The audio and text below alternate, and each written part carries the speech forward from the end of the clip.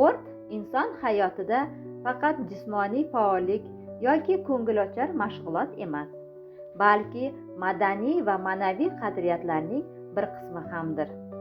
Angren shahar axborot kutubxona markazi xodimlari Angren shahridagi 1-sonli politexnikumining jismoniy tarbiya va sport rahbari, O'zbekiston O'zbek jang san'ati federatsiyasining ma'naviy ma'rifiy ishlari bo'yicha rais o'rinbosari, Qahramon sport klubi murabbiysi, Shuhrat medali ko'krak nishoni sohibi Qahramon Sattorov bilan bugunning qahramoni mavzusida uchrashuv o'tkazdi.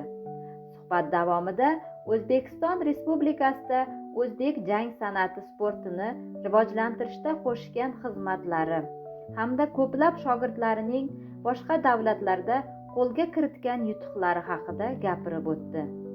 Suhbat so'ngida Qahramon Sattorov yoshlarda sportga bo'lgan qiziqishni orttirish, sog'lom turmush tarzini targ'ib qilish, irodani mustahkamlash, o'z ustida yanada ko'proq ishlash haqida maslahatlar berdi.